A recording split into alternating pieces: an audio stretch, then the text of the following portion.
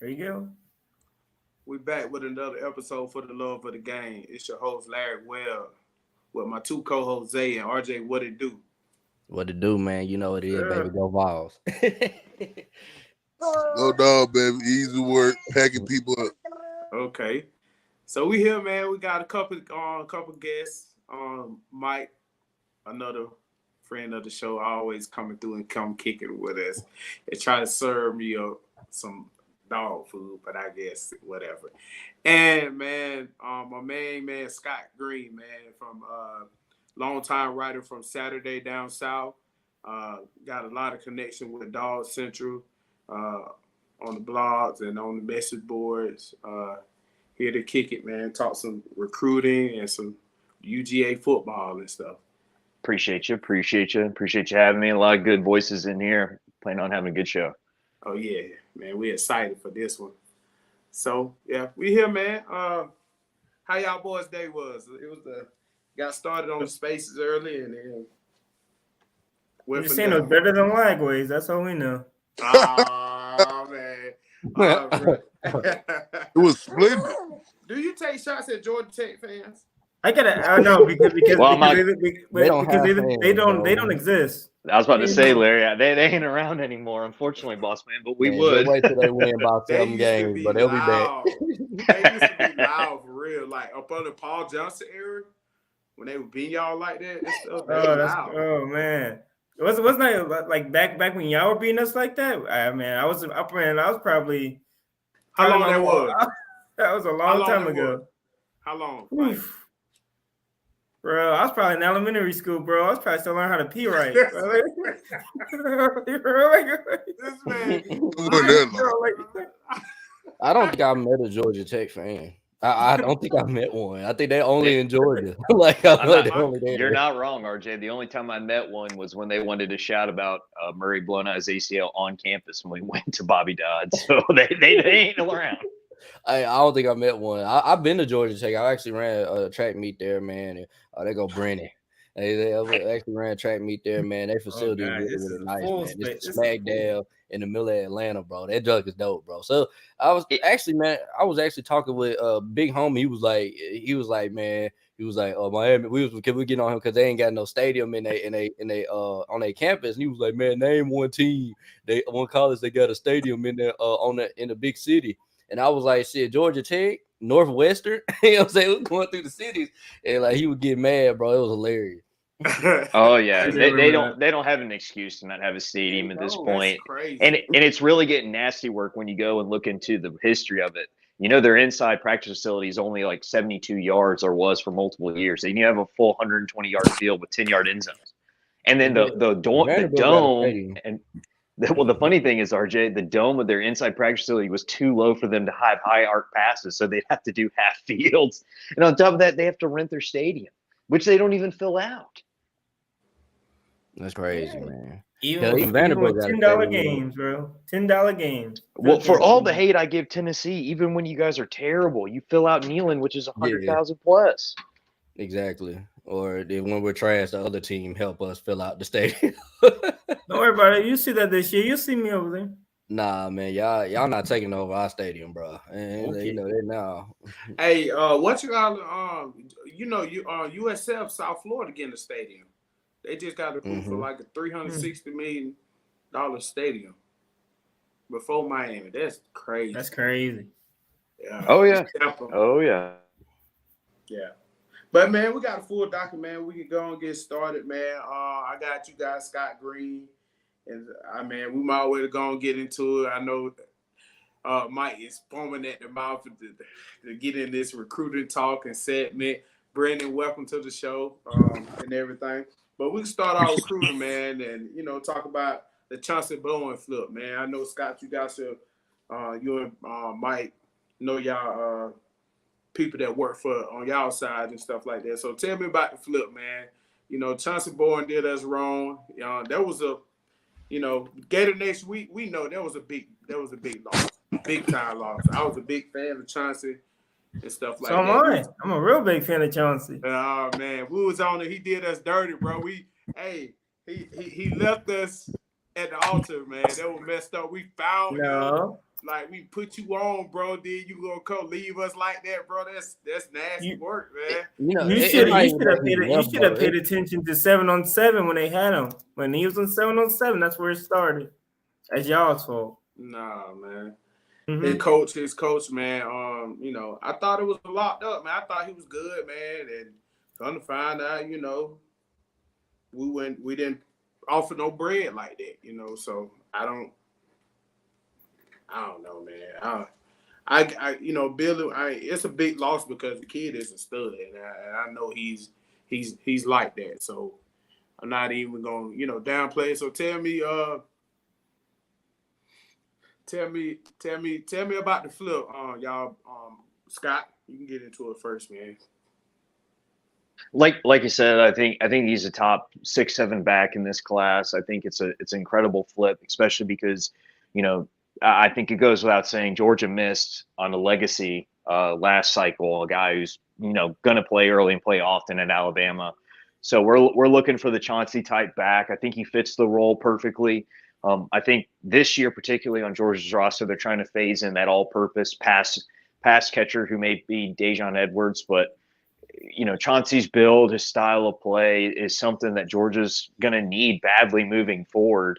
And I think his caliber of athlete, his awareness, where everything's at, I think he's kind of one of those perfect backs for the SEC, plays well in the conference, plays by that style. And I'm incredibly happy we were able to pull him away from Florida because that's a heck of a player to be mentioned up there. So I'm excited for it. Hey, before you go, Mike, man, he remind me of like Todd Gurley though, cause he's like 215, ran like a 10.6 in the 100, bro. Like his size and skill set, he probably not as tall as Todd, but his style of running, his speed, kind of probably a little faster than Todd Gurley coming out of high school. See, that's how I'm with it. Not only that y'all lost him, bro. Y'all lost him to Georgia, bro. Like I know that hurt, bro. That's how the way you felt about him losing him, bro, is how I felt with Henry To'o went to Alabama, bro. I know that feeling, bro. It sucks, bro. And then now because like then on top of that, like they even was even more petty, bro. He went to Georgia and they brought his ranking up, bro. They came with Georgia bump, bro. I was lying about the Georgia bump. You know what I mean? Like soon he committed, like he stayed the same the whole process. Soon he committed, he go all the way up. Like, come on, dog. They do it with Alabama too. Yeah, I know that's not how it works, though. I know how. Come on, bro. Because the rankings get up. They do the rankings a week in advance. They get all the information. They do a week before that. All your other players went up though. You're not gonna say that though, huh? You're not gonna say that the Florida player, the other Florida recruits went up in the ranking. Oh, yeah. See, it's crazy. Yeah, that I was gonna say that. I think it's kind of that weird sequence where you get the timing, and it seems like, oh man, they're just loving these brands. I think it's because Florida acquired and dialed in a really good guy that was going to increase his rankings anyways, and we just happened to get right in that sequence. But yeah, Florida also had the bumps too. I think Billy's landing some good talent, but it does hurt. Trust me. Like I said, it's not a 1-to-1 as a Haynes because I know Chauncey's. I don't believe Chauncey's a legacy. I know he's a Florida guy, and kind of how he grew up. But I feel the pain. Trust me. I've lost a good running back on the cycle, but we're happy to have him. Yeah, I mean everybody knows what's up though with Florida. They trash and they got to deal with it. I mean that's how it goes. Okay. I must say we got more commits putting them in the locker coming up. Just be ready for it. Okay, we'll see. I mean we have what, like 3-4 leaning Florida players right now on a visit. Which one? Tell me, go ahead and go do your Georgia recruiting stuff. No, because half this time I'm gonna have with you, I'm gonna trash on Florida for this one. No, go ahead. I'm gonna trash on them. Bowen was just like the baking of the cake, right? Like we haven't gotten to the icing yet. How's Micah doing, by the way? How's Micah doing? Hey, he doing real well, Mike. He's doing just fine. Yeah, I think he just going for for shits and giggles. Oh, okay, right. And literally. Michael, you love rubbing it in more than I do. Hey, Mike is just one. Weren't y'all really heavy on Christopher Jones as well, the linebacker? So you think y'all getting Christopher Jones? I don't know, bro. I don't know, but he's visiting right now. You never know. That, bro, these kids gonna take their visit. Yeah, they might. But you know who their number one option will be, right? You know it. And linebacker? Linebacker, bro. You tell me. When was the last great Florida linebacker? Man, we got so many. Stop. Y'all just now cranking up, so. Yeah, I know, but we've been cranking up since what, 2016? Oh yeah. I'll say RJ, this, Glenn. That's what I told you when they started playing football. You talking about 2016, bro? When they started playing. Hey! I'll be honest with you, man. Georgia was beating Tennessee. Florida can own us until 2016. I'm not gonna lie. Mark Richt couldn't beat them to save his life. Ultimately, cost him his job on top of the Todd Grantham hire. Mm-hmm. But Glenn Schumann's so good at linebacker development and recruitment. The thing with us is it's one of the positions I feel very confident that if we can't land them, no one can land them. Kind of in the same way that Brian Hartline feels about receivers at Ohio State. But listen, nothing solid on the flips on my end yet. But a recruiting visit to Georgia is always a concern, and I can't tell you how excited I am as a Georgia fan that that's kind of the way it is. Because again, we were stuck in top 8 status for 25 years. I mean, you win 10.5 games a year. You always are competing. You're always the bridesmaid, never the bride kind of deal. You go to 2 national title contention games, playing Bama and SEC, and you fall short. Now, all of a sudden, you have a Glenn Schumann and Kirby on the same staff. It's always a chance, especially at linebacker. Yeah, for sure. I can ask you this question, Larry. How is LJ McCray doing? Come on, dog. He's just on a visit, bro. He's not leaving the state. I don't think he leaves the state. We don't know, buddy. I think it's a big that's Trey Scott. That's Trey Scott. He put what, 5 D linemen in the league. We'll see. Go ahead.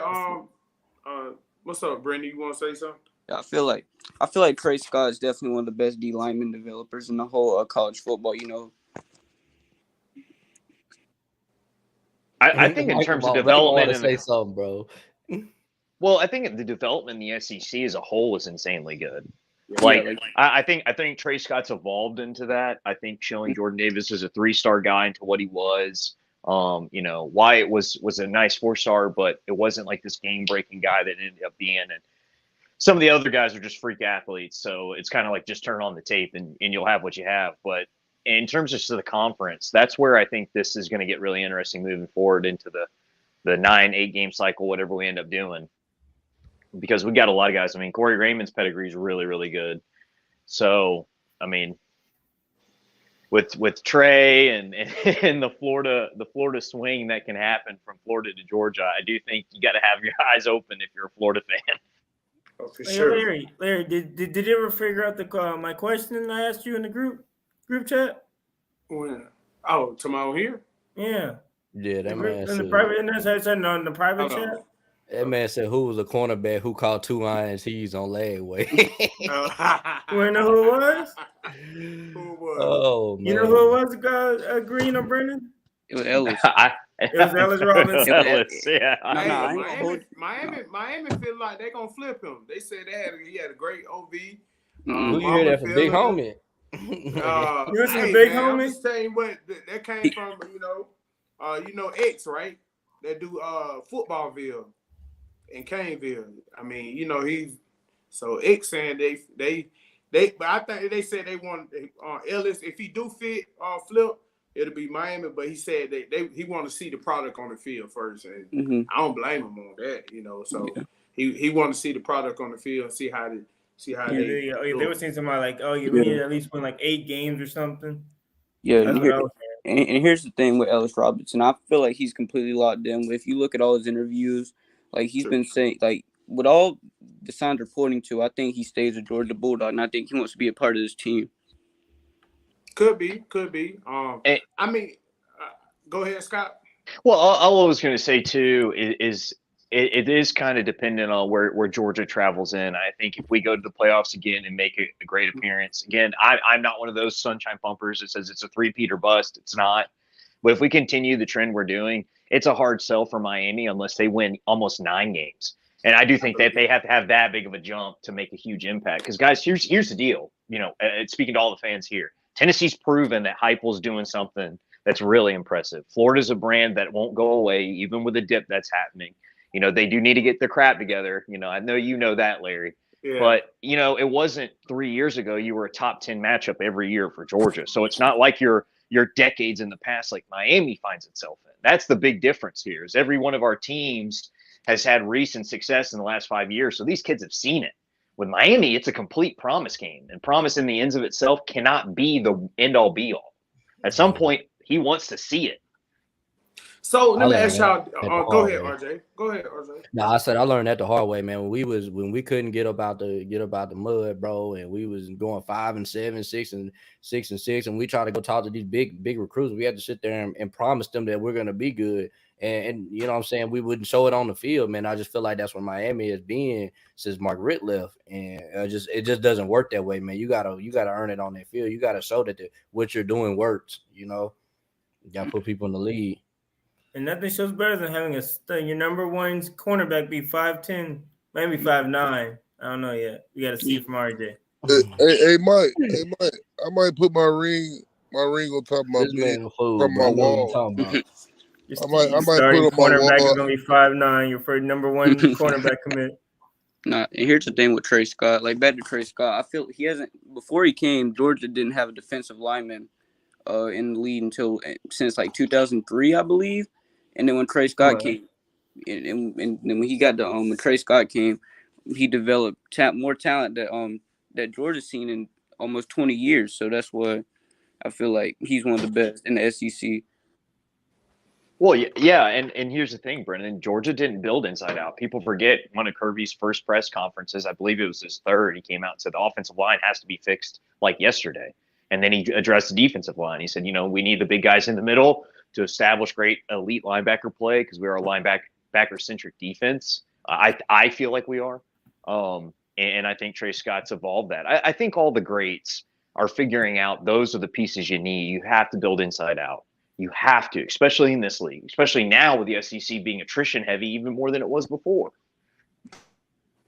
Hey, so Trey Scott, where he came from? He was on the original staff. He came with Kirby when he left from Bama, or he came from North Carolina, right? Or that was the offensive line. Trey Scott. Y'all hear me? Oh, I thought you were talking to Green. Nah, I'm saying where Trey Scott, where he came from. No, I apologize. He came from North Carolina. He was I thought so. Yeah, he came from North Carolina. Okay. RJ, you want to get in your y'all want to who y'all have on campus this weekend for the visit and stuff like UGA? Well, before I get on this visit, man, that's very important for us, man. I'm just gonna let y'all know that Boo Carter will be committing to the University of Tennessee tomorrow, man. So y'all 5'8" corner, nothing better, bro. Nah, man, Boo Carter a monster, bro. Y'all gonna see 5'8" corner. You're starting corner 5'8". Boo Carter, man. I'm telling y'all, Chattanooga is bringing out some great athletes, and they not getting the ranking they deserve. Y'all about to start a 5'6" corner. That's crazy. Boo Carter and Amari Jefferson are problems, bro. I'm telling y'all, man. Watch the tape. Both of them boys are some problems. But you can't when you're going against wide receivers who are 5'2". No, bro. Like the way this man Amari Jefferson be juking folks, bro, juking folks out their shoe, bro. I'm telling you, there's a reason why Georgia and Bama want him so bad. I'm watching it. You can see it, huh? We ain't giving no scholarship. Amari Jefferson. Like how bad you talking about? Yeah, why they leave for him then? Huh? Why do y'all both leave for Amari Jefferson? That's a very good question because I really don't know. Yeah, man. I really don't know. Like that's out of all the visits that I think that's this weekend. I think we have him to visit this weekend, and like when I see his name, I'm just like, we have 3 committed. We're gonna take probably 2 more, maybe 2 more. And I'm just like, Is he number one right now? To get try to get right now. He's definitely number one. I'm not gonna say he's number one on your board. I'm just saying I know you guys are recruiting him. That's one. You wouldn't be recruiting him if he wasn't good. We'll see. We'll see what happens on that one. I mean, y'all trying to get all the top wide receivers. Leave us. Oh, yeah, cool. I mean, you got. I mean, when you obviously like when you got the number one offense in the country, man. Yes, I said it. Yeah, 1 year. The number one offense in the country, and they still not coming to y'all. That's crazy. You gonna get the receivers when you have a Biletnikoff winner. You know, some Georgia ain't never had in their history. You know what I'm saying? You know, hold on. We can give him the individual stats. You get an award winning wide receiver. Yeah, see, first of all, bro, trash. And he not even been received. They just gave it to him because y'all number one. Like I said, man, they felt sorry for y'all. If he trash and he won the Biletnikoff, just imagine what we gonna do when we get Ryan Wingo and Mike Matthews, bro. First of all, ain't nobody worried about no wings. We ain't worried about no wings. We good. Like I said, man. What happened to? Like I said, boy. Bookhart, he was. I know they was. He's a 5'2" corner, bro. He's not that damn short, bro. That boy is 5'10". Bro, he's 5'10" with cleats on. He's as tall as Michael is in real life, which is crazy. That's 5'6". Dang, bro. That boy Brennan came in with the snipe, bro. He tried to. Quick scope your ass. He tried to, but I had to maneuver away from that one. Yeah, but anyway, Boo Carter will be a volunteer, man. Michigan, you did a good job with the official vision. He's only going against 6'2" wide receivers being 5'8". That's crazy. But Michael not gonna let me have my moment, boy. Anyways, man, you get on to this visit, man. Let me pull the list up. We got a lot of elite players coming to Tennessee, man. You know how. But I was having cramps during the games going against our DBs. No. Anyway, let me get to this visit, man. Not right the one now, in his leg either. The other cramps. We got two players that I think are very important to this class because we need to build up this defense if we're gonna beat these sorry ass Georgia Bulldogs, man. So here we go. You know what I'm saying? We got a 5-star Williams Nwaneri, which will battle with Oklahoma. You know what I'm saying? We got to take out Oklahoma, and Georgia want to be random out and come out of nowhere. Too. Man, tell me, worry about Texas, man. We worry about Oklahoma and Georgia right now. But when he's on Oklahoma one D tackle, we got another D tackle with Camarion Franklin, another 5-star D tackle. Yeah, he's not coming to either. Yeah, man. All this hate. All I hear is hate. At least read the list. I can't even get down the list, bro. we got Jay Mertling in the building, man. You know he already involved. Sorry, let's go down the list. Y'all are just killing. But them are all misses, bro. Like all of them are like Russell Westbrook, but them all misses. I'm telling you. Man, bro. It sounds good, bro. Like I said, 5-star Williams Nwaneri, 5-star Cam Franklin, man. 4-star Jake Mertlinger. We got Daniel Calhoun in the building. Jonathan Eccles in the building. We got Kai Bates in the building. But them are all misses, bro. So Eccles a miss. He already committed to us. What you mean? Let him finish first. Let him finish. We got 4-star Caleb Bees, who's already committed to us. We got 4-star Brandon Staley, who look like he might be evolved. You know what I'm saying? Edwin Spillman, he in the building. We got Marquez Easley, another 4-star, and we got Jordan Burns in the building too, another 4-star linebacker, man. So like I said, man, we got the Jimmys and the Joes here. We just got to get them when he takes his last visit. We working on the Jimmys and the Joes. You need more than that. On the 23rd. Yeah, we do. That's all we need. That's all we need to beat y'all. Yeah, that little simple. You need about 6 classes full of that. Hey, RJ. Like I said, we're gonna get the Jimmys and Joes. We're gonna show y'all that our scheme better than yours. That's what we're gonna show y'all. Bro, your scheme is trash. Boy, it sure didn't look like it this year, RJ. Like we was whooping y'all ass, so y'all scheme out. Yeah, you was whooping our ass because you had 100 5-star players. I mean, shit. Yeah, y'all beat us by 2 scores, bro. Wait, bro. RJ, why do you sound just like the coach that dropped 63 on y'all? That's crazy. Yeah, man. Hey, it's cool, man. They had their Super Bowl. They ended our little run, man, because if we would have beat Carolina, we probably would have been playing y'all again. We'd be like, "What's up, then?" We ready for the smoke. You feel me? You ready for this smoke, man? Hey RJ, how what do you feel about Spillman? I feel good. Yeah, I feel good. Even though his last visits with Georgia. Yep. Oh yeah, you guys ain't nothing but a Michigan. That's like time with Boo Carter. Yeah, he gonna go there. He gonna enjoy himself. Y'all gonna be posting video, picture. Yeah, man. Then you gonna be talking shit Tennessee fans talking about, yeah, we gonna get him, bro. Then he gonna put that orange hat on, bro. You know exactly what he gonna do. He gonna put that orange hat on. Oh yeah, it's just like me and Calhoun. Committed to the University of Tennessee. Y'all paying a Calhoun a couple of $1,000 for y'all visit, and then he's gonna switch him being a red and black. That's crazy. Hey, I'm not bragging on Calhoun. I know he going to y'all. You just bragged on him. You just say he on the visit. That's all I said. He on the visit. I ain't gonna brag on him. I know y'all got him in the bag, bro. It's Georgia. We gotta worry about Alabama. We gotta worry about Alabama. Do you have any Alabama fans? Is it MJ or I don't know what he said. Nah. Or just kind of like Riddell. Y'all was leading for Riddell and he was a lock and then he came to Georgia. Man, I don't never remember leading for that motherfucker, bro. I knew he wasn't getting him. Shit. Yeah, you lying. You and Wesley, all the motherfuckers all saying that shit, bro. Hey, RJ, y'all can have Ladway.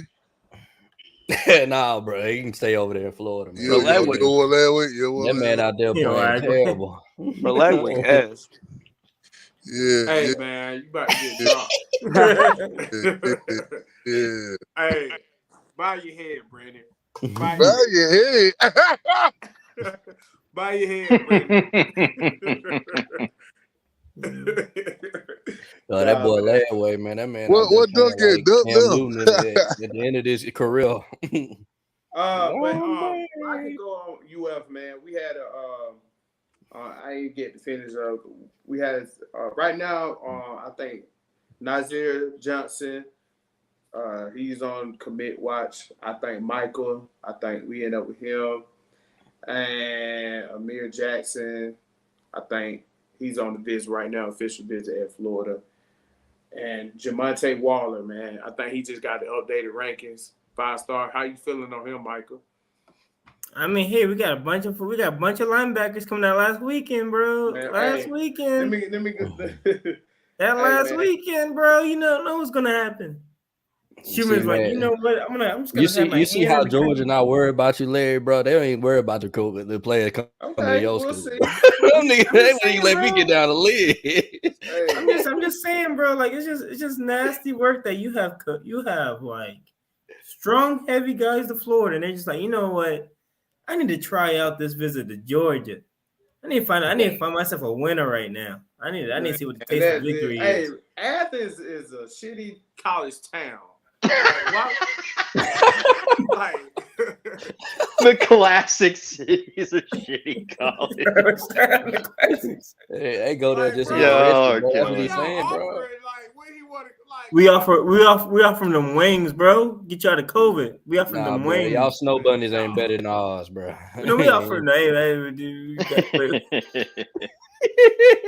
We told him if he wants wings, he can eat them on the sidelines of the national championship game. Yeah, I got some good wings. And during COVID in our little side hustle. For Magic City, y'all offer Magic City wings? Yeah, Magic City wings, bro. The best y'all of the good best. At playing Need for Speed. I know that for sure. I know that, right? They Need for Speed. Hey, we got a few guys turning out to be race car drivers. There ain't no lie there. So why did Chip Tyler deleted that article on y'all guys? Huh? Chip Towers has been a notorious person in the space of covering Georgia, and this is going back to Mark Richt. Mm-hmm. He knows there's more clicks and reads and views and controversy, and he's been a blight on the media space. I'll say that openly. I think it's kind of time to oust the people because my whole thing is I get it. Tragedies do cause concerns, and if things continue with the traffic stuff, there is a lot of eye-opening stuff coming out. But man, when you post an article or you have an associate post an article and it shows the crash where a student athlete died, a graduate assistant died, you're using that for internet clout, like you've reached that point where it's like, okay, you're not to be taken seriously anymore. Yeah. Yeah. Because and I say this in fairness, that CP incident with the Florida player, that's not a reflection on Florida. Florida had no insight on that. They ousted him, and that's it. That's all that should be said on it. And it's kind of the same way I feel about that particular incident. Now, if we make fun of Marcus Rosemy-Jacksaint, absolutely. The 2 tickets come out, one 16-45, not too bad. The second one was 90 plus in the same 45. Like, what are we doing, Marcus? Like, we can't be doing that. Yeah. Bro, I can't wait to watch that Florida documentary soon. Yeah. Oh Lord, yeah, it's gonna be good, man. That's gonna be good. Yeah, I was a kid. Well, I say kid. I was 18, and I heard traffic coming out when I was going to the camp. See, camps were new. Like the Spark Nike camp was just a thing when I was coming into college ball, and I even knew then. I heard, man, when that Florida team travels out, even if they're in an away game or an away cycle, be ready, man. Like they're gonna beat the shit out of somebody, and Tim Tebow's gonna come up and Jesus save them. Bro, that Florida team used to give me nightmares, bro. We probably lost one natty in that run too. We probably lost one natty. I remember watching them play too. We used to smack y'all. And I'm just saying it's because of y'all. Y'all cost us a natty, Larry. That's how good you guys were with Urban. Yeah. Like you guys were nasty down there. Yeah, I remember watching that on YouTube, bro, because I wasn't alive back then. I appreciate you making me feel old there. Oh my God, bro. But let me get through this list, man. Right now, Wardell Mack, right now, he's on an official visit. Big time cornerback out of Louisiana. I think he's up to a 5-star now. He's like a top 30, 40 player. Never heard of him. Wardell Mack? Corner? Who? Wardell Mack. He sound trash. That's a nobody. That's a no. Hey Zay, tell him that's a nobody, bro. So right now we got Amarius, defensive lineman Amarius Williams out of North Carolina. Here, another 6'3", 6'4" guy, 330 something, D tackle. Damn. Man, yeah, he's massive, man. Where y'all find him at? North Pole? We got a few of those North on Carolina. Right now we got Nazir Johnson. I think he popped soon. Oh, you sure? To Florida, Nazir Johnson. Okay. I don't even you sure about Florida? Yeah, I'm positive. Who you got? Larry, y'all need a kicker. That's all y'all do. Kick field goals. Y'all kick field goals all season long. Stop. No, you mean a punter because all they do is punt because they don't get in the field goal range. Okay. And we got good. Tawaski Abrams, FSU commit on the official visit, and we got offensive tackle Fletcher Westphal. I think he's out of. You can say his name right. You want to? It's Westphal. He was at Georgia last week.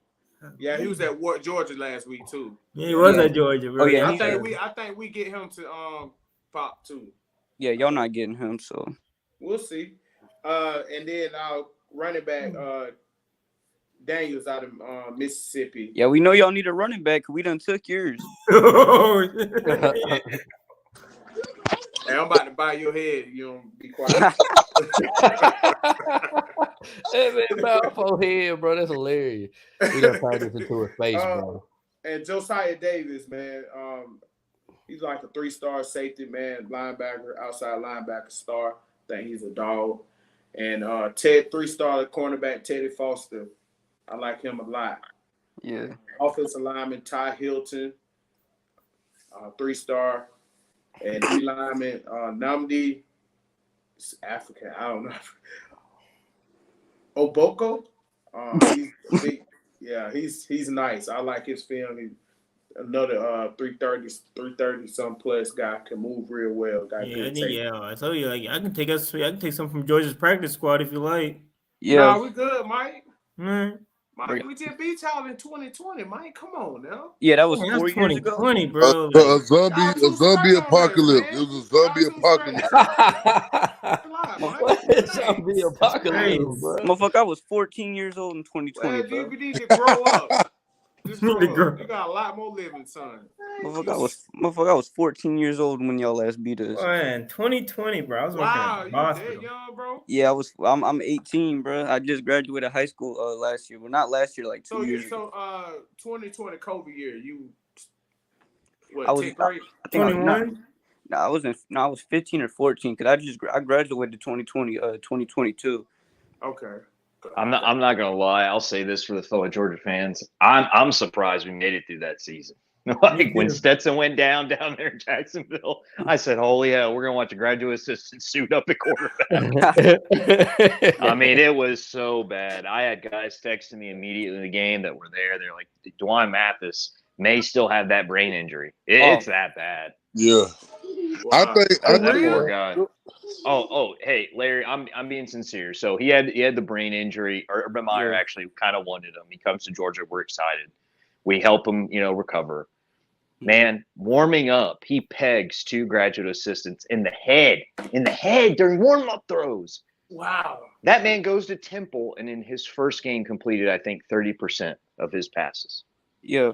And man, but Scott, he was like a highly talented top 100 quarterback, man. Yeah. I take that something like that. Let me double check. But yeah, he was a 4-star, I believe. Yeah, he was a 4-star. Yeah, and Larry, people forget in 2020, our starting quarterback was supposed to be Jamie Newman, the transfer from Wake Forest. But he wasn't gonna be that good anyway. Yes, he was. Yeah, bro. Yeah, Jamie Newman, he transferred out. He sat out because of COVID. So here's where I'll hit the middle pitch, Brennan and Georgia fans. I think Jamie Newman would have been good enough because we watched the worst version of Stet have us in the lead at halftime at Bama. And really, to be fair, we were up 14-0 against a very, very, very good Florida team in 2020. People don't remember that. Like, it was a full collapse after Marcus Rosemy snaps both his tibia and fibia on the goal line. Yeah, no, that was that was gross, and that my heart goes out to him. I'm really happy he's playing, but I think Jamie would have been good enough. I don't think he'd ever been what Georgia fans thought or what Pro Football Focus said he would have been. But I think he'd have been good enough. I think the problem though is, like you saw, once Jamie was out, that was it. Because you know how JT Daniels is with injuries, so he's an ixnay on that year. Which I don't even think I think he was just slightly better than Newman, because you turn on the Cincinnati film, guys, and I'm telling you, that's when I knew, oh man, we're in trouble. Yeah, Mertens running wide open 5 times. There's 5 wide open touchdowns. Yep. Kyle Pitts dominated us in 2020. Yeah. Oh yeah, he truly showed he was a special player then, and the injuries, the mentality, Stetson going down. I think he partially dislocated his shoulder. He already had a broken thumb from the Arkansas game. Like Florida truly, to me, showed what they could have been in the match against Alabama and the match against us. The problem was Mullen as a head coach showed you why Mullen's a head coach at that level. The A&M game is inexcusable. The LSU game is inexcusable. But I mean, hats off to you for that year. But yeah, I was so happy for you. Overjoyed. Overjoyed. The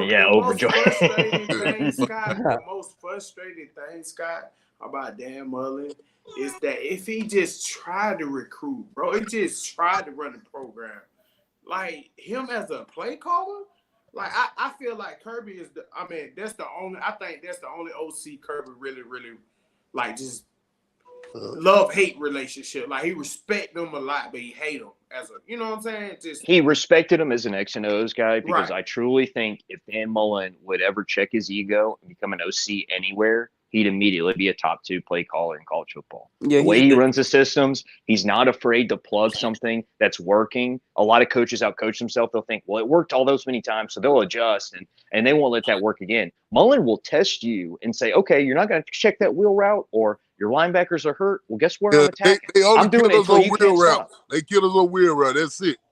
They do nothing else. The wheel route. We good on the wheel routes now. They can't do that no more. But they killed us on the wheel route. Oh my God, bro. Yeah. Go ahead, Scott. Well, remember Dean and I can't believe I'm forgetting his name. It wasn't Tay. It was Michael. Help me out. Monty Rice, that's right, Monty Rice. They were both a little beat up, and we run a really, really heavy man system with linebackers. We'll check them and say, hey, listen, it's your job to cover that running back out of the backfield. Dan Mullen saw, hey, they can't cover him. I'm just going to keep doing it until they stop me. And that's the kind of the simple genius mind stuff. Kirby's the same way, defensive fronts. Hey, if they're not stopping the simulated pressure or they're not stopping a look, I'm going to do it until they do. And if they don't, they don't. So I respect him. Dan's just, I hate to say it this way, Dan's a big asshole. Yes. And a lot of people knew him at that. When Urban was there and Dan was there, he would just trash graduate assistants. I've heard nightmare stories. His show clause killed Florida. I don't think people realize how much that hurt. I think he wanted to recruit, but the way he worked the staff was terrible. For instance, say, Larry, you're the coach of Florida, and I'm your graduate assistant. I come to you with some tape. Hey, this kid's really promising. He's from the state of Florida. He's been a Gator all his life. You look at him and say, well, I don't like his play style. No, you don't even give him a chance.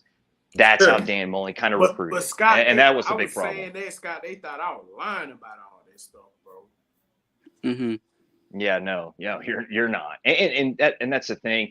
People don't understand. There's so many potentially elite coaches out there that have 3 or 4 fatal flaws, and on top of it, they have self-inflicted, wounds like the show clause Dan Mullen had, his relationships, how poorly he was about that. And I'll be fair, 2020, that was Dan Mullen's walk-off year. He openly thought he had an NFL job waiting on him.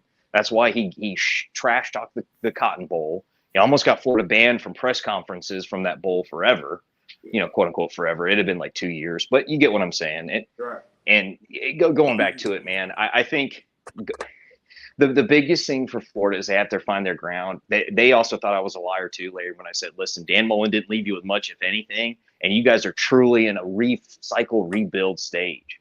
For sure.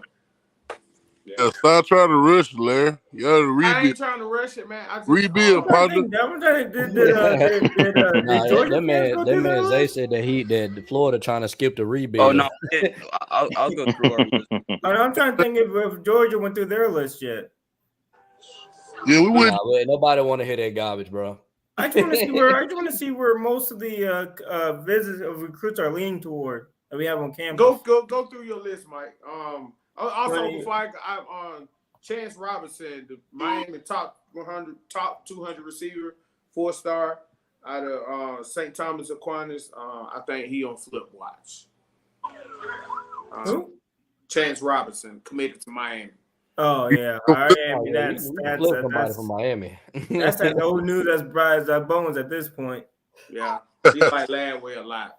Go ahead. I bet he did like Lagway. He was going to take me. He did like Lagway. So with that list, man. Hurry up. So all right, let's do this list. Let's go through this. You got Aiden Breland, bro. Aiden Breland, modern day. We're gonna own the West Coast, baby. He's a Oregon lean right now. Yeah. Mid. Mid? That's crazy. That's crazy. Aiden Breland ain't going no damn Georgia, man. We'll see what happens. We can see what happens. Jonathan Daniels, a Florida State, highly leaning Florida State dude. Then we have LJ McCray. That's that. Was that old term that we can't use anymore? The Gator bait. My bad. My bad. That's great. Then we have another person. It's called Chris Jones. And it's that green again. That's crazy. I don't know why they want to come here. They got Nair Daniels. Then you got Chris Cole. You got Amari Jefferson. Somebody was talking about Amari Jefferson earlier. That boy Cole, bro. I'm telling you, man. Then you got Quintavious Johnson. Doesn't somebody else want them? Yeah, somebody else. Quintavious Johnson? Yeah. That ain't me. I ain't saying nothing about Martavious Johnson. Are you sure? Okay. Then we got Micah Bauer, I think his name is. Yeah, another one. It's crazy. And then we got our kicker, number 1 kicker in the nation, Drew Miller. You need the kicker. You gotta have a kicker. That man Smokey said that you was putting me to sleep, bro, talking about them dogs. They gonna lose to Florida anyway. Tell Smokey hop on the pedal. We'll smoke. I sent him the link, bro. I be like, bro, come on, bro. We need you, bro. Smoke, bro. He go there get high. Hey, Tesla, that's straight. Bro, Smokey. Smokey's always fun, bro. I'll be doing that shit tomorrow, bro. So, we can move on, man. We can talk about Elite 11 again. Yeah, we can go to Elite 11, man. Go ahead, man. Go and get your hating on, bro. Yeah, because you'll say about right. I was about to say at this point, Tennessee DB's gonna catch one. Yeah, Tennessee DB's gonna catch one, bro. That's all I know. Yeah, how your quarterback's looking. Tennessee's gonna catch a couple, bro. That's just crazy. DJ Lag, we look like Jaden Davis. Oh yeah, actually, you forgot to talk about. You forgot to talk about another commit. What about that sophomore 2025 class? Who? The 2025 QB you want. Austin. Oh, you talking about he enrolled at Florida, bro. He's enrolled. Bro, how the hell do you got a 5.32 GPA? I don't know how the fuck that shit. I'm trying to figure out how you 18 in the 6th in the 5th grade. So what? 10th, no, he wasn't grade? 18, bro. I think 9th grade. He's 17. Brennan, they make that silly ass mistake that they cushion AP grades.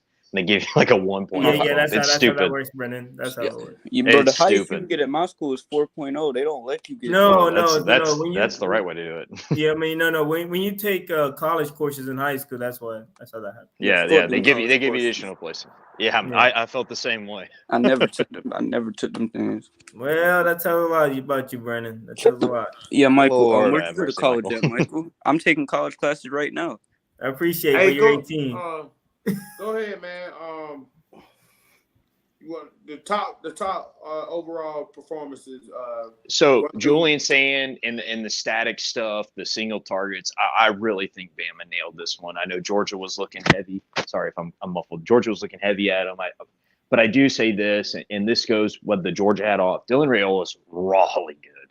His accuracy still fluctuates on static, not by much. But you can just see really, really good quarterback play in those two. And this is not to say the field is bad. And I hate when we do this as college fans. But the gap is there between Dylan, Sayin, and everyone else. Now, I love Pug. As a Georgia fan, I think he's going to continuously get better. Him being in the top 10 shows you, especially where he started, there's reasons they even offered him the moment he worked out. All kidding aside, listen, Lagway had a bad day at the office, and that sucks. But one thing I'd be concerned about if going forward as a Florida fan is, okay, how can we supplement him and get him back in the limelight and get his confidence up? Because there's so much pressure now on Florida at key places to succeed, where it was kind of the same way with Georgia at the quarterback situation, I want to say in 18 and 19. And personally, that's why I think Jake Fromm failed. I don't think he was ever capable of being that guy. No. That's a good perspective, Scott. Hey, man. But I think being real, I'm just saying now, bro.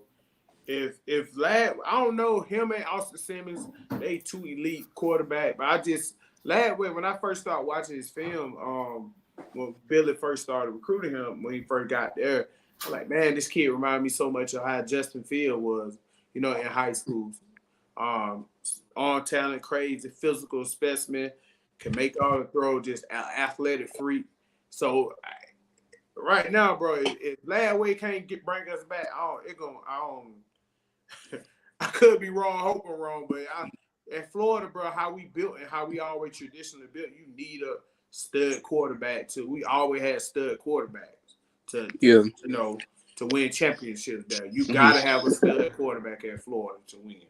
Yeah, he can't do it, bro. I don't see nobody else doing it, bro. Yo, what's good, Smoke? What's up, Smoke? What's up, gang? What's going on, gang? What's going on, man? Just in here talking that trash. I just don't understand how Zay don't see that Florida is gonna beat these boys. Oh, man. I don't understand it, Hold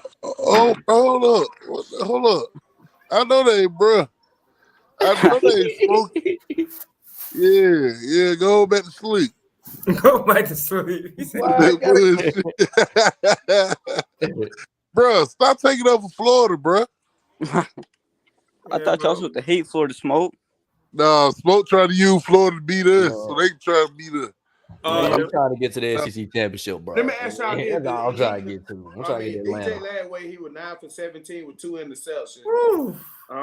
2 pick six.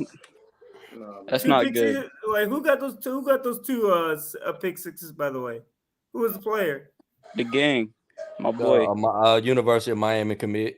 Hey, ER, bro. Here's the thing about the Elite 11. Jaden Daniels, I feel like he had a good showing today too. He struggled the first 2 days. He got himself together in the 7-on-7, and he was one of the top 2 performers in the 7-on-7 today.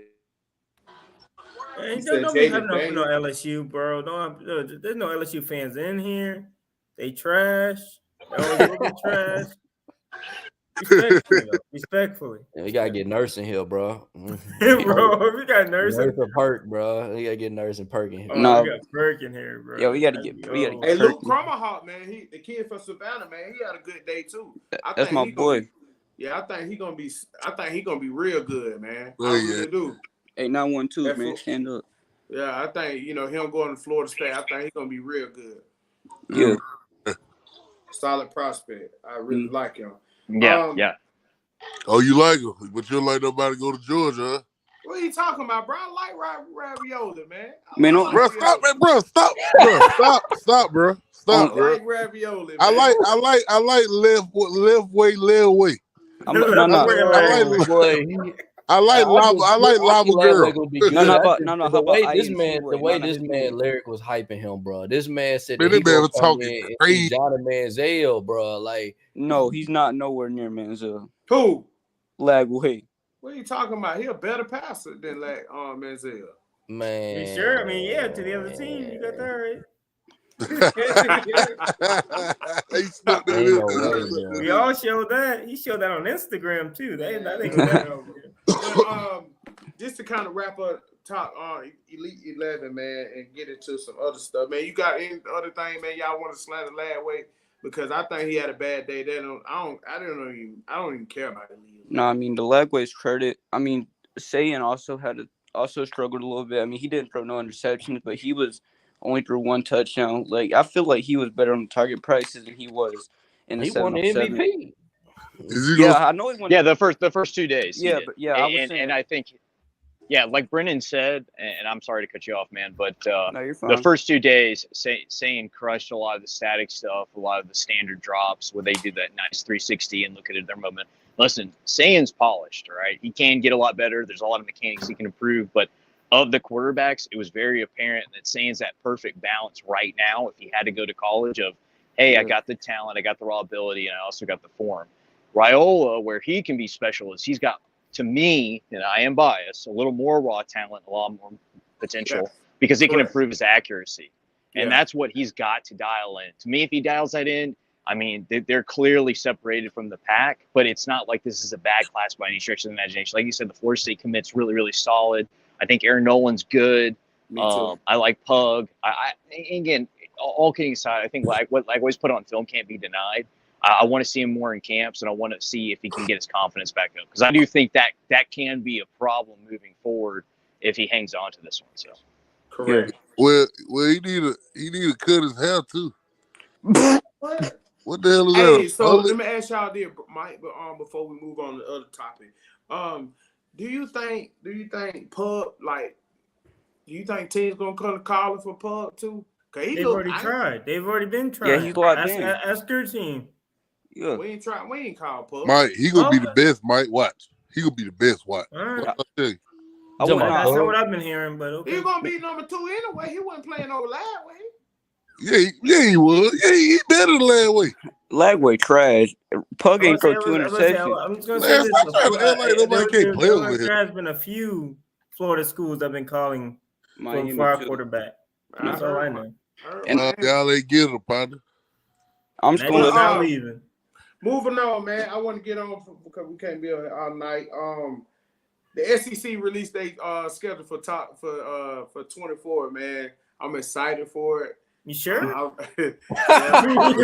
excited, bro. You gonna win a game? Some good games, bro, to go to, Mike. Y'all finna have 2 wins in the SEC schedule. Yes, 2. Oh, man. Let's go tripping. We can do the Florida schedule today. We can run through the Florida Larry, you act like we scared of we scared of us. 3 losses next year, Mike. Larry, why you say that for? Why you say that? How many losses Florida gonna have in 2024, bro? Yeah, how many losses y'all gonna have? Bro, how many losses they gonna have? Man. Yeah. I told you it's up 9-3, 10 win. But 10 win, but you gonna say we gonna have 3 losses. So 9-3. I said 9-3, 9 games, maybe 10 possible. Bro, I'll bet money you ain't going 9-3. Okay. I bet money we ain't going 9-3. You talking about this season or 2024? 24. I bet you money, bro. Y'all schedule, y'all not going 9 games, bro. Ain't no way. That's schedule hard in a bit. Larry, who gonna be starting if y'all go 9 games? Lagway gonna be starting because they don't got no other quarterbacks, bro. They gotta go against her. They got all three Florida schools, right? I gotta see this shit. Hold on, bro. They got all three Florida schools. Let me go through the schedule in no order, right? Y'all finna lose to all three of them Florida schools. Man, no, we not. What are you talking about, bro? Yes, y'all, bro. UCF owned you. I don't know if you go. Man, talking about UCF owned that. UCF. Yeah, USF from Florida. But go ahead, Larry. So going in our order, we got Miami, UCF, Florida State, Samford. 3 losses.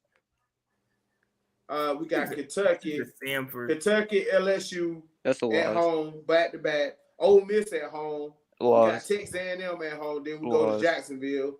Then Tennessee on the road, Texas on the road, and Mississippi State. Them are all losses, bro. Bro, I can't wait, bro. I can't wait. Man, I think we beat Mississippi State. I'm just being real. The games I think we win. I think we beat Miami. We beat UCL. Florida State, they done after this year. Y'all not beating none of them teams. Hey, chill out. Come on, man. Go ahead. Stanford, we beat them. I think we beat Kentucky. Y'all play Stanford? Samford. They almost lost to Stanford last year. Samford. I think we beat Kentucky. We lose to LSU. I think we beat Ole Miss at home. We beat A&M probably at home. They're gonna be a dog fight. In 24 in Jacksonville, you know it's up. Who's your quarterback? But hold on. You know it's up. I think we beat. So what about Larry? So you gonna lose to LSU, but you ain't gonna lose to us. Bro, That don't make no sense. So you believe in LSU more than you believe in us? That don't make sense to me, bro. It's cool though. It's cool. It's all good. Go ahead. Man, that shit funny, bro. I just I feel the quarterback because they're right there. I keep hearing y'all what about Texas? You on with Jake Fromm, bro? What about Texas and Tennessee, bro? That's because our defense was good. What 3? What 3 we won Drake for? That's because our defense was good. We had our team. The whole team was good. Yeah. Toss-up game at Tennessee, at Texas. Oh, it's toss-up game, but with us, it's up with us. Wait, this man is crazy. Go ahead, finish up, bro. This is nasty work. Yeah, man. Y'all nigga funny, bro. The reason why I said we're gonna win in Jacksonville because it's our rival, bro. We know we gotta win that game because you have to win. You have to. Y'all not gonna win. We have to win. They have to win. Yeah, but I don't know. Don't y'all play LSU every year too? Yeah, technically now with the 24 schedule. So Scott, let me ask y'all, man. You can go through y'all schedule. Who you want to go next, Georgia or Tennessee? You want to go? You can go, RJ. Bro, the only thing you have to worry about in our schedule, it doesn't matter who else. Literally, who else? It's literally Clemson and Alabama. Okay, keep thinking that. We going 12-0. Oh, y'all I didn't say that. Larry, we can beat Clemson. Why you saying that, bro? All right, this is my. I'll just go through the SEC schedule. Crazy. We do got to put. We played 3 bum teams. We're probably gonna get a dub again. It's like some no-name team, but we do play NC State as on. Y'all play UTSA again? Bro, we gonna beat the hell out of UTSA. Bro. But I know we're gonna play NC State in 2024. We play Florida, Alabama, Kentucky, Mississippi State, Arkansas, at Oklahoma, at Georgia, and at Vandy. I think at Georgia probably an L. At Oklahoma, we can it's probably gonna be a toss up. We're probably gonna be favored in that game. At Arkansas, it's gonna be tough, but I still think we're gonna be favored. You'll beat Arkansas. Yeah, we're gonna have Nico starting, so you feel me? Nico in his second year. Mississippi State at home, I think we got that. Kentucky at home, I ain't never putting the L for Kentucky. We always beat them. Fucking Alabama, shit. Third Saturday in October, bro. It's rivalry shit. It won't be that. Florida at home, bro. I'm sorry, Larry, but I think we're gonna beat y'all. Beat the brakes off y'all. I mean, I said it's a toss up. You know, RJ, I told you, not yet that the third week of October, they're moving y'all's date. Yeah, we're not playing. So they do that. They do that sometimes. Sometimes we don't play on the third Saturday. But so what it gonna be? Because nobody wants to watch that trashy ass offense. Bro, we all know what the top 3 SEC rivalry is, man. Tennessee, Alabama, man. What you mean, though? You said top 3. It's definitely SEC. Let's do this. Okay, you have Alabama, Auburn. Okay. You have Florida, Georgia, and Florida. Okay, Florida. and what Texas name and Texas A&M now. You got LSU and Alabama. That's not bigger than the third Saturday. Not historically. Nah, bro. You got recently, yes, historically. I mean, you probably got Vandy and you might got Vandy and Tennessee. Stop trolling. Vandy, yeah, you trolling, bro. Only one. Okay, I'll give you Texas, Oklahoma. Texas, Oklahoma is better than the third Saturday. In the last 7 years, they are like 4-3 against Vandy. Bro, if you don't get these guys with these Vandy stats, bro, they not about to beat us under Hypo. They will never beat us with Hypo and coach, bro. As a coach, man, it ain't happening. I mean, that's so, okay. I got one for you. So, which one's a better rivalry? Oakland, the Red River rivalry, or the cocktail party? The cocktail party. Hey, are we just gonna like? No, I'm not doing that. No, it is the Red River rivalry. Are we gonna? Man, I ain't gonna say that. Michael, I mean, Auburn and Georgia, big ass rivalry too. Party against the cocktail. No, bro. Like because Texas and OU, bro, like that they hated each other way before Georgia and Florida. Okay. But Michael, here's the thing: Auburn, Georgia. Bro. That's the oldest rivalry. That's a good argument, though. It's a good argument, though. Yeah. Because y'all both neutral site. Y'all both have a lot of festivities. Y'all both absolutely hate each other. You feel me? And I mean, like I said, it's very similar. Florida like it. It is. I say Florida. What? We're like 10 games ahead of y'all. I think Texas is winning that rivalry. How many games is Texas ahead of Oklahoma? Like, Oklahoma whooping their for a minute now. I know it's been like 20 years. That's because Texas still lead it though. So, you got to go after 1975. Go after 1975 and count. Yeah, I know they been getting their ass beat, but I'm saying, yeah, I ain't never seen Florida or Georgia beat each other 49-0 though. That shit was crazy. 49-0. But like, are we just gonna ignore that? Auburn beat Florida 42-0. Y'all ain't never beat that. Bro, Texas is leading the series by 13 games, bro. Texas up 13 games, bro. Bro. They used to be up. They used to be about like 30 at one point. Yeah, it was. Oklahoma started coming back. Yeah. So go through y'all schedule, man.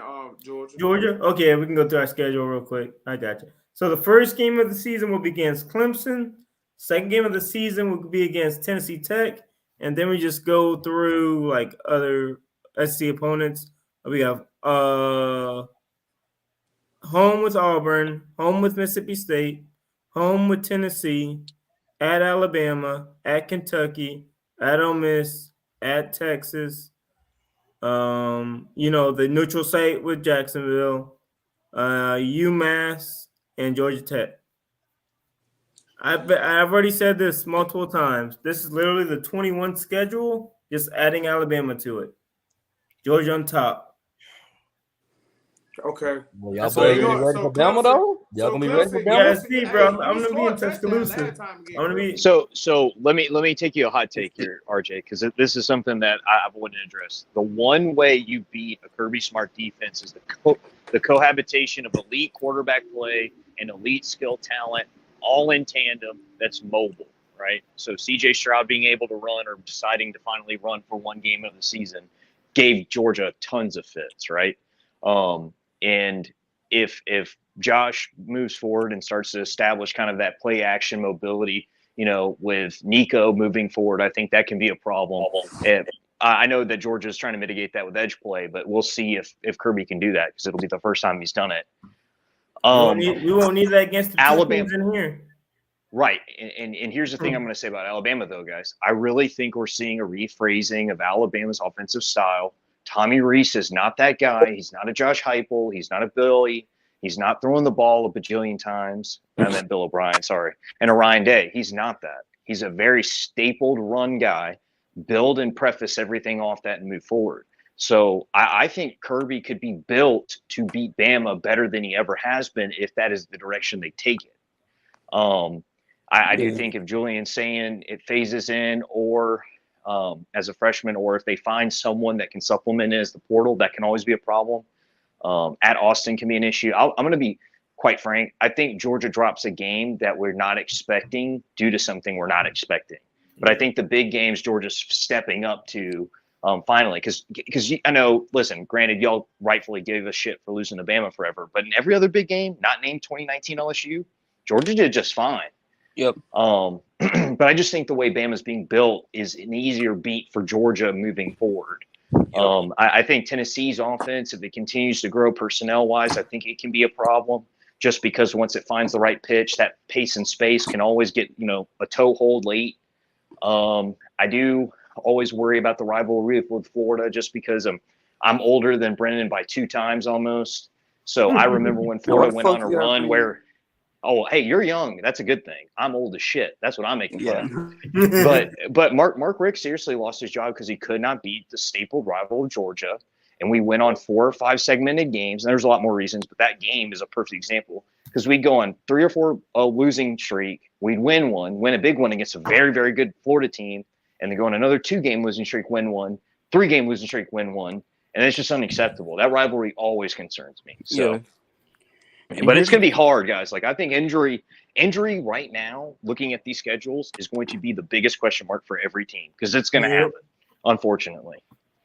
Yeah, here's the thing with Mark Richt. I feel like Mark Richt, he would beat Florida, and he would upset a team like Auburn, and then he would go and lose to a team like Boise State, and lose to a team like lose to South Carolina. Like, he was just inconsistent, I feel like. You put the comparison with Boise State and South Carolina. I mean, that's nasty.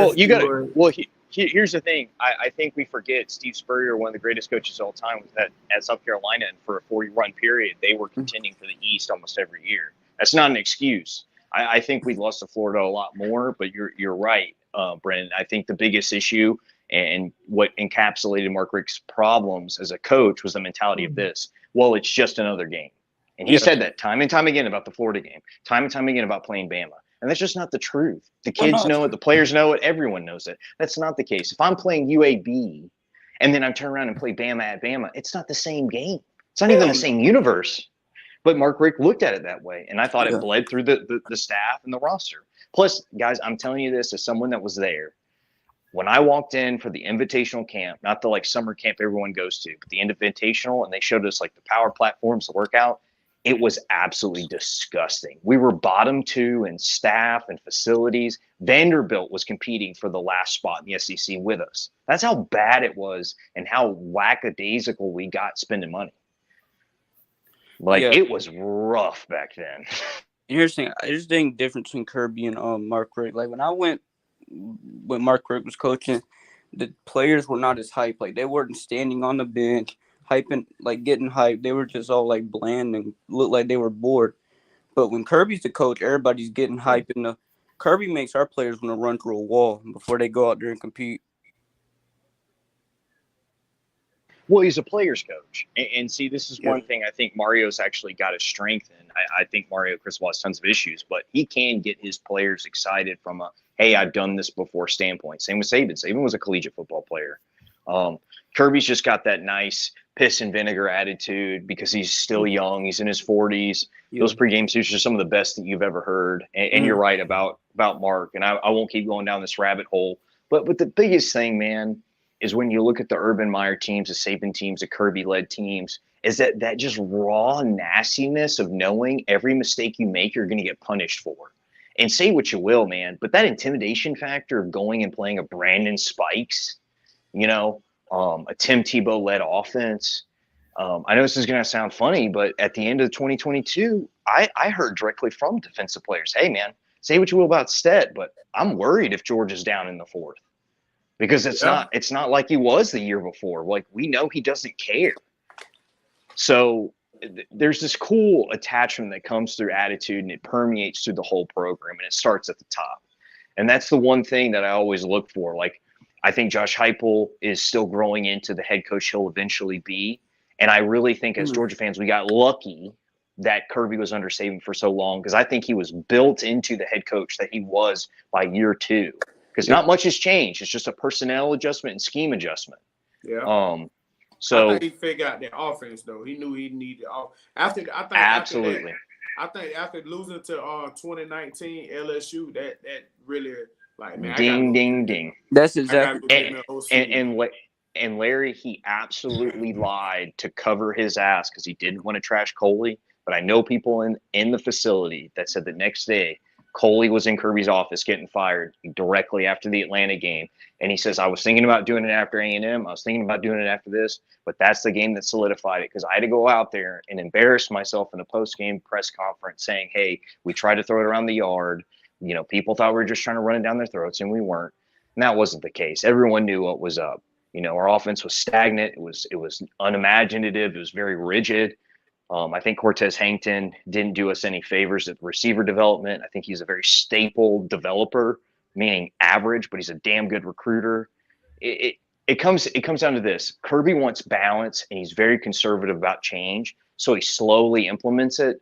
And when Todd came in, people wanted it instantly. It's just that's not how Kirby operates. And I think that gives you more stability over time. Because, I mean, hell, what's the worst that Georgia fans complain about? Winning 11.5 games under Kirby Smart? Okay.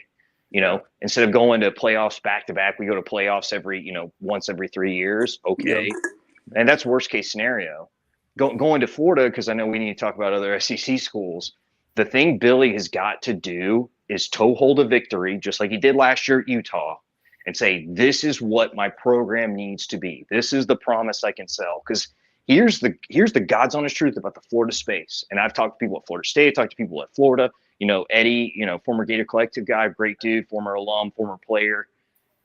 The Florida football universe is in flux. No one has taken the crown. Florida State right now is the best, but we all know, being college football fans, after this year is a complete conundrum and enigma who's going to take the spot. Mm-hmm. So if Florida can establish something this year and stop the bleeding and get back into that momentum of, okay, look, this is who we can be, I think they can save it by year 3 and 4. The thing with Billy, though, is, and this is pivotal for him, he's got to win 7.5 games. Absolutely has to. And that means keeping the offensive line healthy. That means keeping it simple with Mertz, and trusting ETN and that tandem, that nice running back tandem, to just pop off. Because you know the games you're going to lose right now on paper. But the games you can win, you have to win. Yeah, I think he got to win 8 games, Scott. That's not happening. You know what I'm saying? 7, 8. Yeah, he got to win 7 or 8. That's my feeling. Yeah, I think right now Florida's the 4th best school in Florida right now. Bow your head, Brent. You don't have to know too much trolling for tonight. Thank you for coming on for the show. I appreciate you, man. We'll invite you on next time.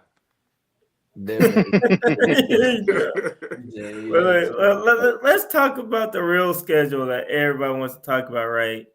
You enter the SEC, and they told the OU, we're going to hand you this schedule. Have fun. Like, OU has the worst schedule known to man right now. Yeah. Like, that schedule. Like, I mean, like, the only thing that might be worse might be Auburn's schedule, but it's not that far.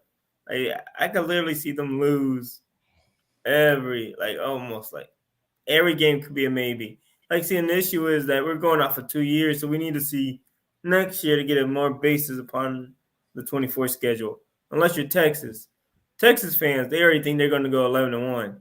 I don't even care at this point. Well, OU schedule, it's bad, but it ain't too bad. Yes, it is. They got Alabama, Tennessee, South Carolina on the road. Them all Eagles. Oh, those are all on the road. No, they're at home. They got Alabama, Tennessee, South Carolina, they're at home. Okay. They got Texas and Dallas, neutral site. Okay. Who beat them 49-0? Keep going. And then on the road, they got LSU, Auburn, Ole Miss, and Missouri. LSU, Auburn, Ole Miss. Yeah, welcome to the SEC. They can't take a break, bro. They could possibly get 3 wins out of that schedule. You just said possibly 3. So, okay, you got Alabama, Tennessee, they losses. I think, I think they can beat South Carolina, though. They could, but see, the thing is that we need to see. I don't like what Shane Beamer's building, bro. I'm gonna be real. Yeah, He getting them O-line down there, bro. right, it's scary, huh? I mean, you don't like it or you do like it? I don't like it as in like, bro, this shit is annoying, bro. Like I've been annoyed by South Carolina. They're just annoying. Man, huh? Like I always said, like South Carolina, they're not gonna win nothing important, but they just annoying, bro. If that makes sense. Yeah, that's because they dropped 63 on y'all. That's crazy. It's not even that though. That wouldn't be my team. Bro, it's like that wouldn't be Florida's team either. Sleep on. Like you don't think you got to bring your A game, or you see what the hell they're gonna do to your ass. Bro, like, time out, bro. Like we don't ever like Georgia don't bring their A game, but we for damn sure don't allow more than 60 points getting scored. Man, I mean, you got a well-oiled machine, bro. We'll see, bro. Y'all motherfuckers talking like y'all can't get scored on. Stetson Bennett's probably one of his worst games was against Alabama, and they scored what? 42, 30, something like that, 38? Never over 50. Yeah, it's 41, 42. Yeah. 41, 40. Yeah. Hey, Scott, let me ask you about Texas, man. You know, Briscoe don't folk thinking they coming in and winning 10 games and being third on the SEC. Sark has won 10 games how many times at what school? Well, that tells you everything. Once, exactly. And you're telling me in the hardest schedules that we have seen in college football across the board that you're suddenly going to figure it out? I'm giving them boys 9-3 first year. I don't think they gonna do it, bro. Listen, they got Florida, Georgia. Go ahead, Scott. Well, what I was going to say is I think that's a very positive assessment of it, Michael, because here's the deal. We ignore the back half. Well, and fair enough. But hear me out. Like, look at the back half of what Quinn Ewers did. Look at the teams they lost to. Look at the TCU game, the Oak State game. And again, they'll have every excuse in the book. Oh, Quinn was hurt. Oh, this was hurt. And they're hanging on to possibly a bottom three of Saban's squads of Alabama because of the double-digit penalties and all they did. They barely lost to them and arguably should have won. Okay, fine. You did that at home in the September slump that Bama suffers through. We know that. You're not getting that anymore. Listen, a Florida team could be 500, and we make fun of them all the time for it. They're still going to have insane talent. You're not walking into an Iowa State after playing Oklahoma. You're not walking into a down TCU squad after you play Georgia. And that's what I think catches Texas over and over again. Sark's lack of consistency. They play up, and then they play way down. And then they play up again, and it's not even as up as it was before, and they play down again. The talent's never going to be an issue. I think Sark's nailing a lot of the recruiting. I think they're spending tons of money like they always have. But Sark's got to show me something. Like, how many years, how many coaching jobs are we going to let this guy get by with? And before we say, hey, he's just another version of Will Muschamp. He's an elite coordinator and an elite recruiter, and that's all he is. Yeah. I agree. Like, to me, Josh Heupel is the first offensive coordinator, not named Ryan Day and Lincoln Riley, that has stepped in and has established a structure and system to consistently get the talent he needs to be successful. Now, does he do it in year 3? That's the big question. To me, that's the money year for Heupel. If Heupel wins 11 games, 10.5 games, whatever it is, 12 games, bowl game, whatever, I think that's huge. I think that's a huge statement. But Sark has had how many jobs? How many opportunities to do that? That's where I kind of roll my eyes at the Texas fans because, listen, I hate that we did this as Georgia fans. Their best win in the last 15 years was against us in a Sugar Bowl. Yep. In a game that Georgia clearly didn't want to be in. Everyone knew it. Everyone actually said it. Kirby actually apologized, which I've never heard him do in a post-game press conference for how they played. He said, we'll never play like that, win, lose, or draw. Like, that was embarrassing. No one wanted to be there. If that's what you're hanging on to and the close losses, that is the worst mentality you can have as a fan base because that means you have no critical and marquee wins. Man, like you beat a bad. Go ahead, Scott. I'm sorry. Well, no, you're good. I know I talk a lot. The biggest thing is, man, you're playing an Oklahoma team and you bust them open with a goose egg. That's awesome. Oklahoma was down so bad they were running Wildcat with a tight end. Yeah. Like, it's a totally different thing. Like, the Big 12 was always the third or fourth conference. Then you're coming into the SEC. I get it. People make the argument the bottom half of the SEC. Fine. A 500 version of LSU in Florida has draft picks all across the board. You're still going to Death Valley. LSU is still going to be absolutely buck wild down there. The Swamp is going to be unforgiving in August and September. Going to Athens while Georgia's elite, it's ruthless. It's 130 decibels of getting the shit kicked out of you. And the first year, I think Michael's right to say they're 8.5, 8 to 9 wins. And I think that's going to get them excited. And I think the next year is the real letdown year, because then the spotlight's going to be on. People are going to kind of figure out what's going on, how to travel to Austin, what's going on. And here's the other thing, and this is the secret sauce of the whole thing. If Texas thinks they're getting away with that sneaky shit of shutting off the fucking AC and shutting off the power generators people bring to their own personal AC units, they got another thing coming, because Greg Sankey doesn't play that shit. They own the Big 12. They had all the money in the world to get penalties thrown for horns down. That shit ain't happening here. Greg treats Vandy just like he treats everyone else. Right. Correct. But even with the schedule, bro, I don't know that. I see Georgia, them losing Georgia, and them gonna beat them. I think Arkansas could probably beat them. I see 3, maybe I say 9-3. I can see that. But maybe 4 losses. They're gonna have a slip up game. Exactly. I think they have 2. Yeah. I have them definitely losing 2 with 2 more losing, probably, honestly. I'm just glad them playing and them back. But yeah, I'm gonna go down the top 10 SEC matchup. Number 1, they got Texas and them. Texas. That's crazy. Yeah, that's crazy. Number 2, they got Georgia, Alabama. That's number 1. Yeah, I agree too. Number 3, they got Georgia at Texas. Number 4, they got Tennessee at Oklahoma. Alabama, LSU. Number 5, Oklahoma, LSU. Alabama, Oklahoma at Oklahoma, and then Texas at Arkansas. Yeah, that's gonna be an old Southwest rivalry back. And LSU and them, and then Florida at Texas. I mean, I'm just, I'm looking forward to next year. I'm excited for football this year, but I was a big. You should be right. Georgia, we're going on a 3-peat.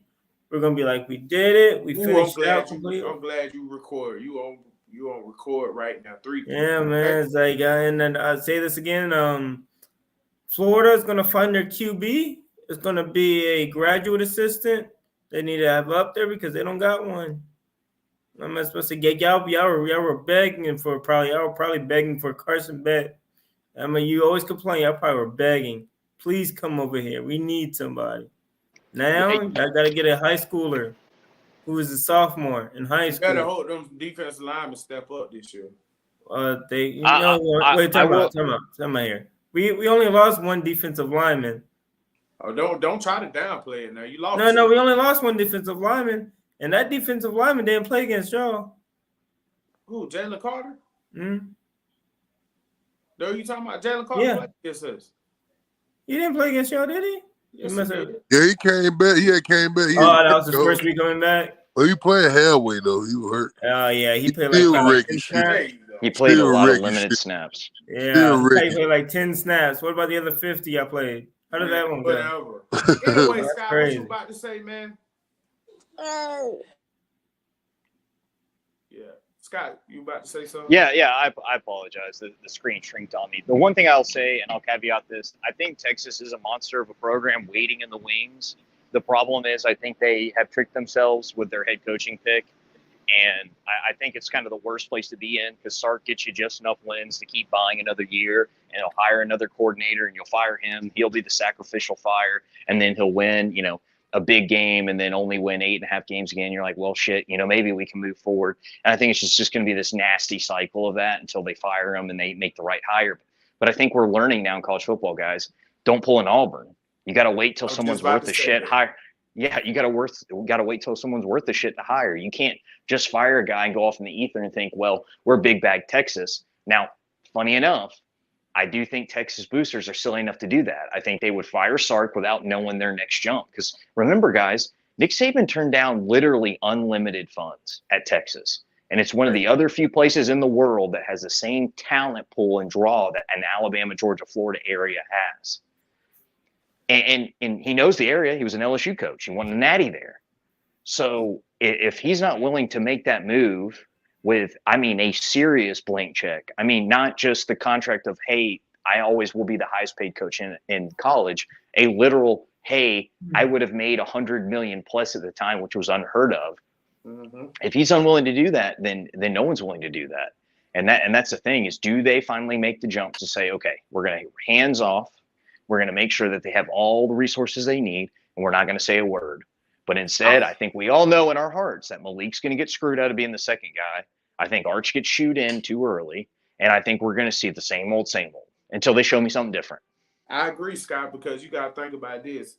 They're going to go 9-3, 8-4, somewhere around about there in the SEC. 7-5, and it's gonna get frustrating because they haven't felt the SEC pressure. Meaning, you know what I'm saying? 9-3 get you fired in the SEC, man. Like we've seen coaches in the past go 8-4, 9-3, like and get fired. Well, like I said, I appreciate you having me, man. I wish Lag. Appreciate you coming on, man. I really do. All kidding aside, I love when young men are successful. I know Rayola is going to be that. I know Pug's going to be that. Go Dogs, of course. And I appreciate you having me, boss man. I appreciate you too. Appreciate you coming through, bro. Anytime, man. Thank you. All right. I mean, we get ready to wrap it up. Another one in the book, fellas. Yeah, man. Hey, man. I mean, shout out to the Denver Nuggets, NBA champions. Oh yeah. Shout out Denver Nuggets, man. Yeah, them boys for real. Them boys balled out, man. I give them their props, man. They hoop, bro. Yeah, they haven't been there. Well-deserved championship. They haven't been there for sure.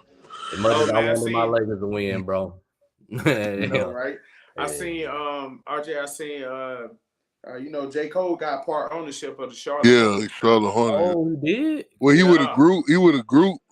That shit tight. That's tight, man. Yeah, I think Michael Jordan was telling him, bro. Like, man, Michael Jordan needs to stay away from being a owner. I don't think he's a good owner. Like, you know what I'm saying? Like, obviously, I'm not hating on Jordan, bro. I'm just saying, but for what I've seen from the Charlotte Hornets, bro, they not a team that I was ever scared of. Like, you feel what I mean? Like, I don't know, man. He need to go and get his Chicago Bulls right. That's what he needs to go do, bro. For real. Man, being an owner ain't easy, man. That shit ain't. I mean. Yeah. So, shout out to that, man. But that's it, man. That's all we got on the docket, man. Yes, sir. That's a good show. Oh, yeah. It's Zion the Freak Elite, too. Yeah, Zion the Freak Elite, man. Shout out to Zion. Hey, they trying to trade Zion to Charlotte, though. Bye, Eddie. Hey, man, we got to start talking about him, man. He almost, man, it seems like he'll bust me, bro. In a minute, I'm trying to wait on that. I told him he was gonna be a bust, though. He's not really a bust as far as. He's not a bust off of his basketball play. Over basketball, he'll bust because he don't play. He don't play. Can't get on all that talent. Can't even get on the court. He didn't even play. Crazy, even Kawhi Leonard played half of the game. Then he played. He didn't play 50% of the game. He played 29 games. Young as hell. And Ja Morant, he gets spent 25 games. I mean, he gonna lose about 50 million. Man, shout out Ja Morant, man. But hope he get better. But that was on him, man. A lot of this stuff was on him, man. Yeah, 25 games, Ja Morant. Yeah. But man, I mean, we can gonna wrap this thing up, man. I gotta go ahead. Yeah, we can go. Yeah, we can go. All right, boy. Burn that jersey, man. All right, y'all. Yeah, man. All right, make sure I hang this mug up, bro. I might give me a new one, bro. I might give me a Nico jersey, bro. What number he is? 12? Yeah, he's 12. All right, boy. I think he's gonna be number 2 by the time he started, though. We're gonna see. Okay. All right.